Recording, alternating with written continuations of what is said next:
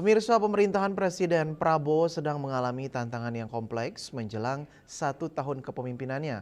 Hal tersebut disampaikan ekonom Jero Gede Sudibya. Saya disumpah untuk melaksanakan perintah Undang-Undang Dasar Republik kita.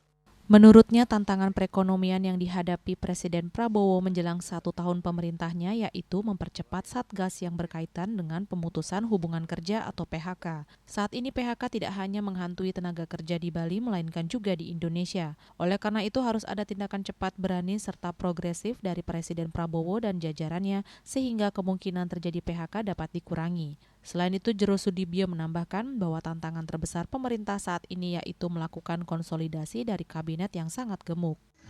Pada sisi yang lain, tantangan terbesar adalah melakukan konsolidasi dari kabinet yang super gemuk ini. Kabinet yang terdiri dari menteri, wakil menteri, lembaga yang jumlahnya 109 orang, terlalu besar, boros, ya sulit koordinasi. Tantangan dari Presiden Prabowo untuk 2 bulan ke depan melakukan pembenahan,